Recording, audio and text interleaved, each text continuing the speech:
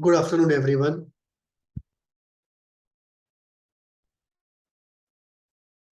We started off this series, Psychoanalysis and Indian Tradition. And we said we are starting off with Yoga Sutras of Patanjali. Then we will go to Brahma Sutras of Vyas. And time permitting, we will go then to Bhagavad Gita, Upanishads, Natya Shastra.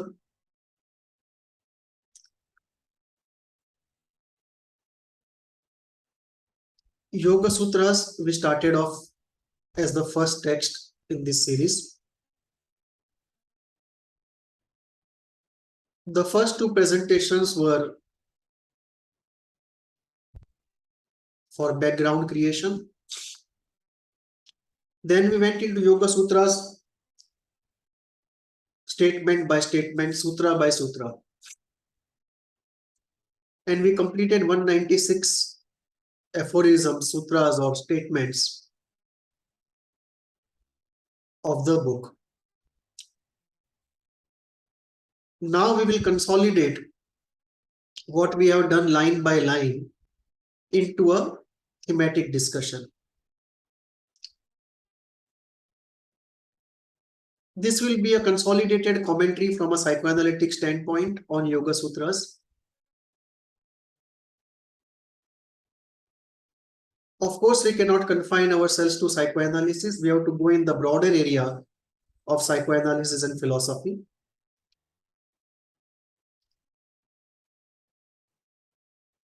I had planned to complete this consolidated discussion in one session,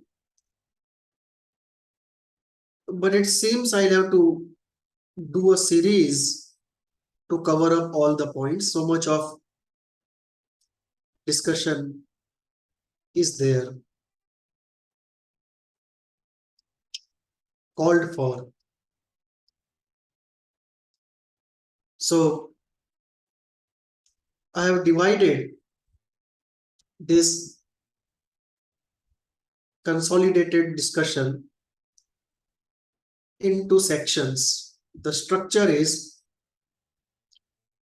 we will go into the broad area of philosophy, then into metapsychology, then into concepts, healing, limits of human potential, synthesis of psychoanalysis and Indian tradition, and future research.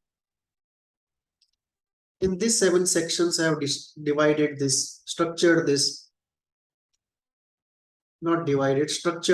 discussion. It may take a few sessions. We may have consolidated 0, 1, 0, 2, 0, 3. So let us go into it.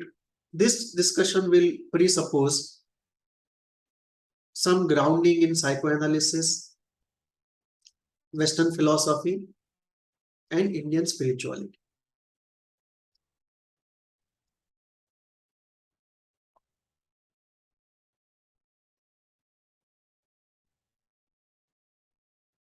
We start our discussion with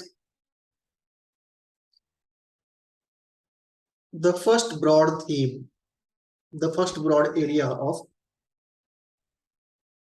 philosophy.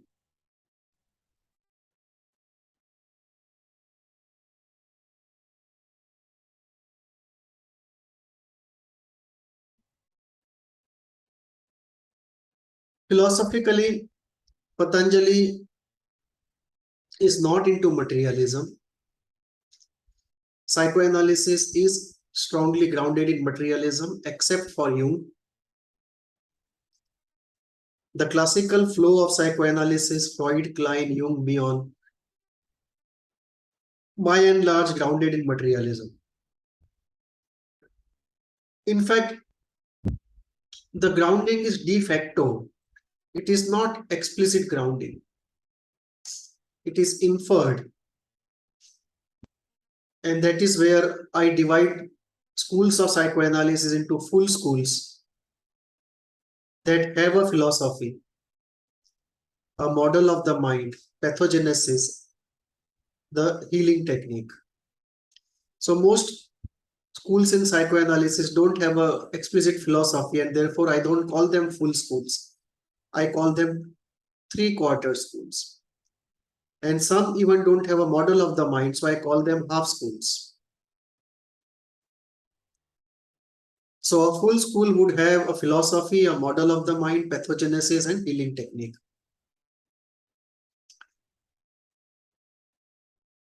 Patanjali is not into materialism.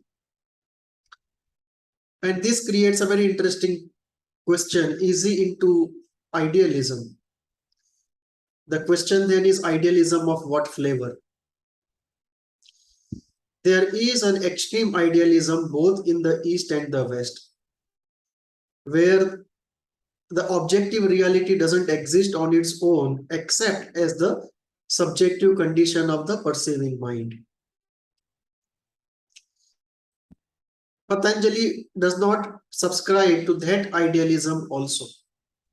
So Patanjali philosophically is grounded into realism, where he says the objective reality does exist, but the perceiving mind, the understanding mind, the knowing mind does contribute something of its own also as it perceives the objective reality. And therefore, Patanjali in one of the sutras says, there is no way the mind can know without leaving a slight color and imprint on the object perceived of its own nature. And this creates, leads us to a very important phenomena, which is obvious but needs to be stated. The statement is, human thinking is human thinking.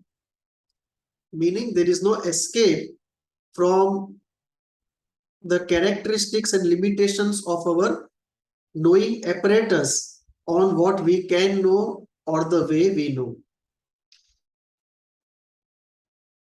And this brings us to the philosophical position of Patanjali. It is a realism which is based upon both combination of materialism and idealism, rejecting the extremes of both. That objective reality does exist, but there is no way of knowing it without the knowing apparatus leaving a trace of its own characteristics on the process of knowing, and through that the object, the way it is known. Not on the object, but the way the object is known. And Patanjali says very clearly, the object does not cease to exist even if the knower goes into the state of samadhi and stops perceiving the object, because the object continues to be what it is, continues to appear what it is, continues to have characteristics as it has always has to all other people who are not yet in samadhi. So in that sense, Patanjali takes a eclectic realistic position where he rejects both the extremes of materialism and idealism. But Patanjali also goes into the philosophy of mind and puts up a question implicitly: why should a mind exist in the first place? And he gives an answer where the philosophy of Patanjali is, mind exists for two purposes: experience and evolution. That the mind has to undergo certain experiences, and after certain degree of experiences, the mind starts searching for freedom from experiences and then evolves slowly into the state of samadhi. So the question of why should the mind exist in the first place, that philosophical question Patanjali answers by giving two purposes for the existence of mind: the experiences and evolution. So the mind exists for experiences and evolution. Both go together. Initially, it is experiencing which dominates. And in the later part of evolution, it is getting freedom from compulsive experiences, freedom from desires. That is what dominates. So Patanjali's philosophy of mind is very clear. It is the Hindu philosophy of the goal of mind being freedom, freedom from the compulsive activities of the mind because of desires. So the freedom from desire, freedom from thought, freedom from affect, freedom from objects is the goal state. And here the philosophy of mind of Patanjali is very different from the philosophy of psychoanalysis. Psychoanalysis does not believe that freedom from affect, freedom from thought, freedom from desire is ever possible. The limits of human potential are very different.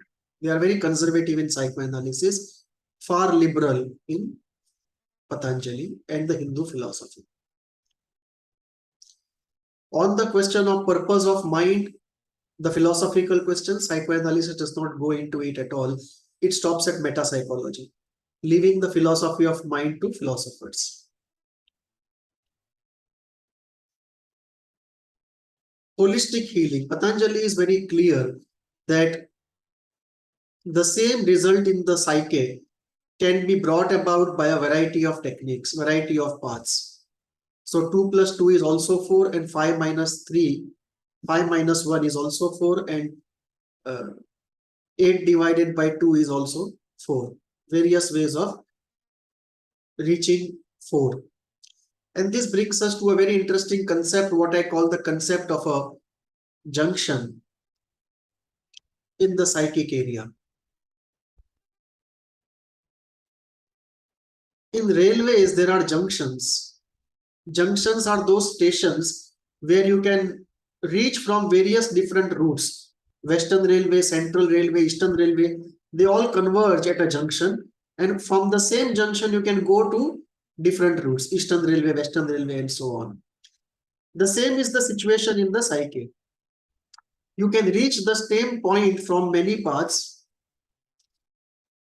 and you can liberate yourself from the strange hold of that point by giving inputs from many different paths. So somebody can develop an obsessive compulsive disorder because of many different reasons. X person develops an OCD because of reason A, Y person develops because of reason B, and Z person develops OCD because of reason C. A, B, C are very distinct from each other, but they all lead to OCD. And how to get out of it? One can use measure 1, which can be CBT, measure 2, psychoanalysis, measure 3, psychiatric drugs, and different things work on different people. We come to this point, very important point in healing. The first experience of any healer worth the salt is this: everything works on someone and nothing works on everyone. So we need a basket full of tools and techniques because we don't know what will work on whom at what stage of his healing. And the whole art of healing is to create a consolidated holistic plan using all the tools that we have. Not necessarily we practice all the tools, but we deploy all the tools. And if necessary, send the person to 2-3 different people. But the holistic healing is the best way to do it with least trouble and least time. So Patanjali is completely into holistic healing. So Patanjali's philosophy of healing is holistic healing. Philosophy of self-development is holistic development. Patanjali talks in his sutras that you can get to samadhi not only by following his 8-step process, but by following various paths, which includes herbal preparations, psychedelics, using mantra, using visualization, using the technique of observation, and a variety of other techniques. Patanjali's dharana stage is extensively used as a, and dharana itself uses extensively the whole science of idol worship.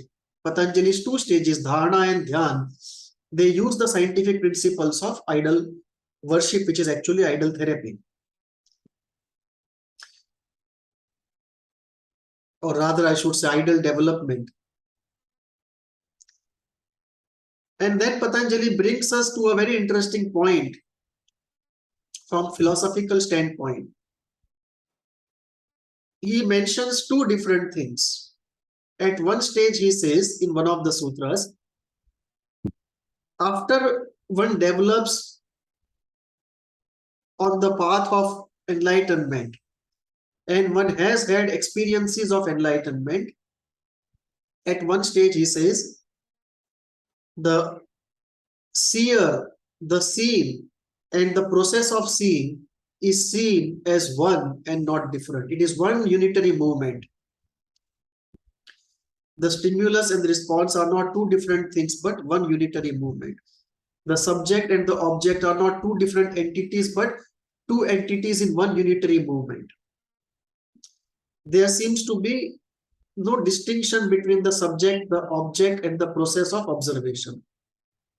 It seems to be one unified unitary entity. This is what he says in one sutra. And in another sutra, he says, after deep experiences of samadhi, what appear to us as one event linked by cause and effect, they appear as two disjointed different events. And this is very contradictory and very philosophically challenging. Experientially speaking, in the recent times, U.G. Krishnamurti had the same experience. And in certain states, he experienced stimulus and response as one continuous movement. In another state, he would experience events as disjointed, which to a normal person would appear as connected to each other by the principle of cause and effect. And this raises very profound philosophical questions. The first question are these two seemingly opposite experiences because of the state of mind, or is it because of the way the objective reality is? And both of them raise very profound metapsychological questions also, that if there is one unitary movement, then there is no question of the subject or the object. And if the reality is actually disjointed, then the concept of law would dissolve. And we would be back to the situation Immanuel Kant was after he read Hume, where he attacked the very concept of law. Because if there is no cause and effect, then the concept of law would dissolve. But our everyday experience is that based on scientific law, all the gadgets that we use, they perform precisely, accurately, moment to moment, million times every day in our world. I mean, the human world. So it calls for reconciliation of what Patanjali is saying with our everyday experience and the old debate of Kant and Hume.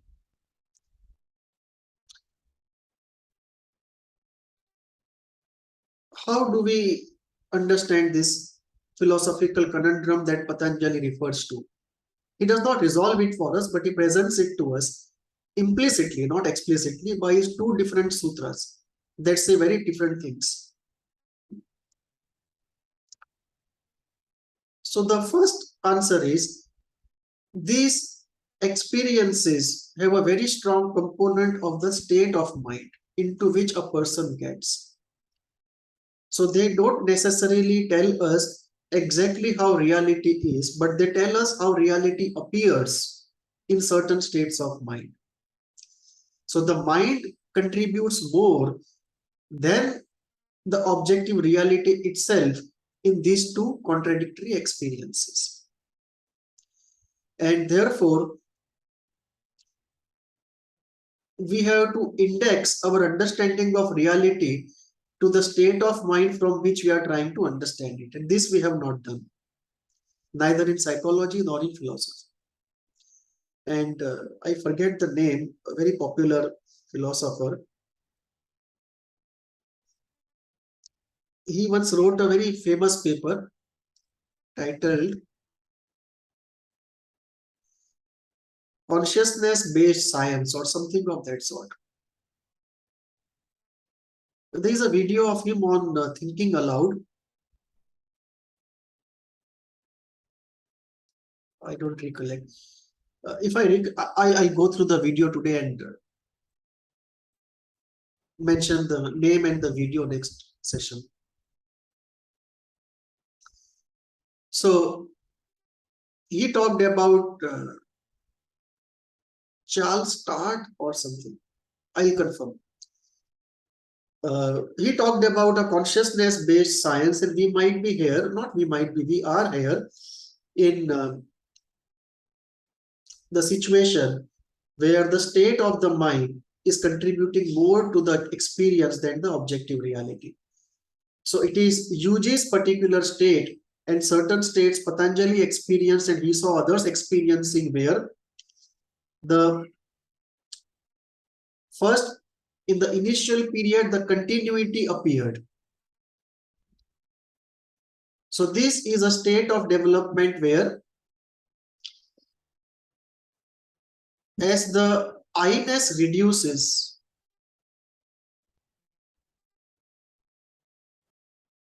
and the social and the authentic part of the personality reduces, the interference of the I in the process reduces, and although one part of I is involved, the megalomaniac I in a inner sense is not involved. That has got reduced to a much smaller quantum. And in those states, and in certain states of no thought, the stimulus and response can seem as one unitary movement, where you enter into a state of no thought and the I-ness is reduced to a very low degree. And that is where it appears as a continuity. But this continuity appears to us. It is not that there is a subject-free continuity, because there is the processing of the stimulus in a subjective way. The subjectivity has reduced, but it is still there. It is just that it is unconscious and works in a rapid-fire speed. So it appears continuous, but this continuity is not free from subjectivity. So there is a subject, a subdued, subliminal, unconscious subject with his own subjectivity. But the quantum is very low. And therefore, to the conscious mind, it appears as one continuous movement, but it still has the flavor of subjectivity. The response is not free of subjectivity. Second point is disjointedness. This brings in two important elements.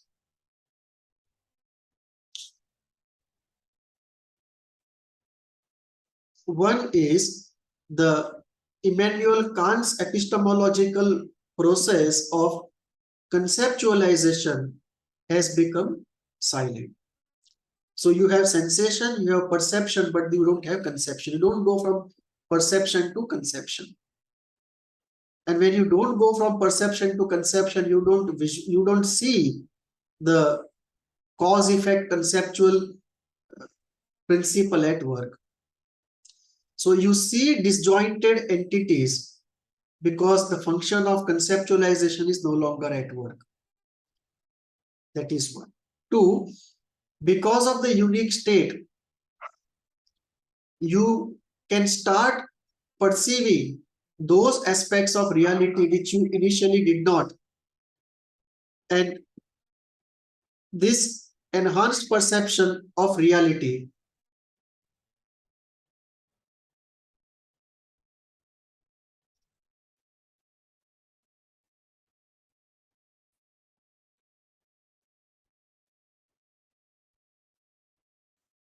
So one part of the disjointedness can be because of the epistemological function of conception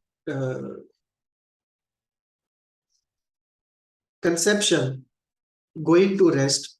And the second is one may start perceiving those parts of reality which otherwise one does not. And those parts of reality may appear disjointed because we cannot see their causality. We don't have the apparatus to see their causality. And the third component would be that there would be parts of reality which are not under cause and effect relationships.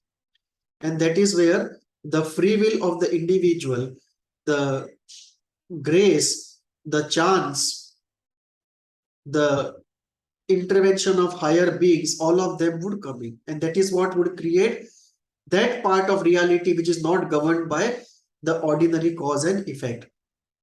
And that is where we are able to synthesize determinism and free will. Both of them exist. So when you see certain parts of reality disjointed, not under cause and effect, there are two parts. One, it can be because of going to rest of the epistemological function of conception, or you perceive that part of reality which is not under the cause and effect law, which is the freedom part of reality governed by free will, grace, chance, and the free will of higher beings. So that is how we reconcile this. That the disjointed does not mean dissolution of the concept of law. It means the concept of law is not everything.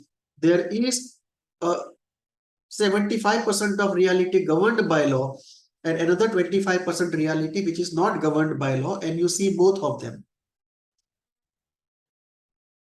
And the continuity of response and stimulus and response does not mean the absence of the subject or the absence of the object. It is just that the subject has become too feeble to focus on oneself or on the object. The I-ness has gone so low. And therefore, the process appears to be subject free and therefore object free. But in fact, both subject and object exist. It is just the way we perceive has changed.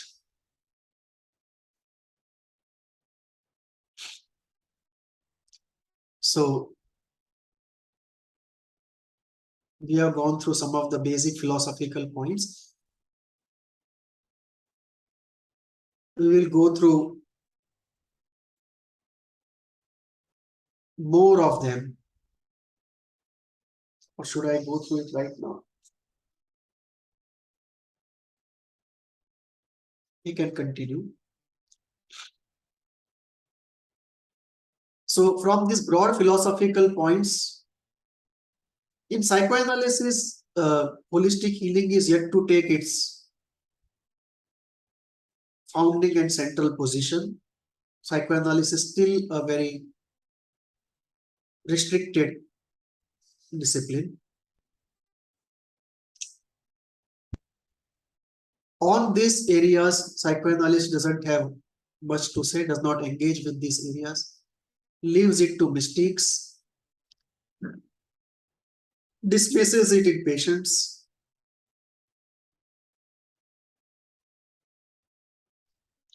sees this disjointedness more as a cognitive thought disorder, and looks at envy and narcissistic rage as leading to attacks on linking and therefore the disjointedness.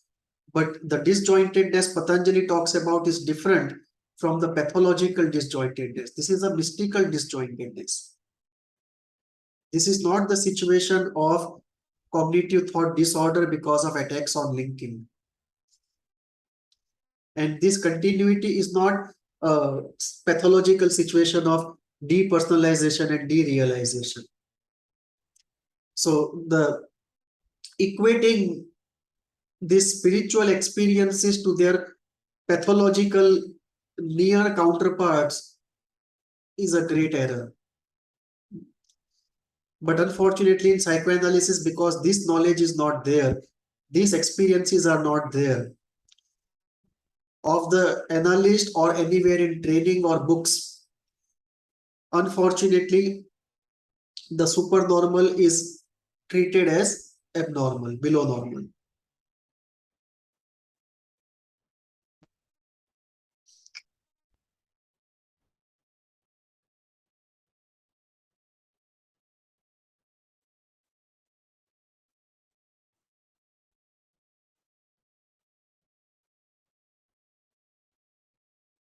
Let us take a break and come back for discussion on Kant, Heidegger, Freud, Bergson, Schopenhauer, elementalism, and hate. We have started off today with a broad discussion on broad philosophical ideas. Let us go into specific philosophers and their concepts in the next session.